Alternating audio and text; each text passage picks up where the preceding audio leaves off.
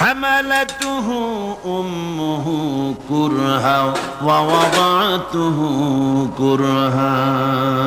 আল্লাহ পাক বলেন, আমি পৃথিবীর সমস্ত মানব মণ্ডলীকে উপদেশ দিয়েছি, মা বাপকে সম্মান করো, শ্রদ্ধা করো, তাদের উপকার করো। তার কারণ হলো তোমার মা তোমাকে গর্ভে ধারণ করেছে অত্যন্ত কষ্টের সাথে। আল্লাহ বলতেছেন, মা তোমাকে গর্ভ ধারণ করেছে অত্যন্ত কষ্টের সাথে, এরপরে তোমাকে ডেলিভারি করেছেন অত্যন্ত কষ্টের সাথে, তোমাকে ডেলিভারি করেছেন। গভীর রাত্রে মানুষ সব ঘুমায় যায়, গর্ভবতী মা ঘুমাতে পারে না, সন্তান পেটের ভিতরে হাঁটু দিয়া গুতা মেরেছে, পা দিয়া লাথি মেরেছে।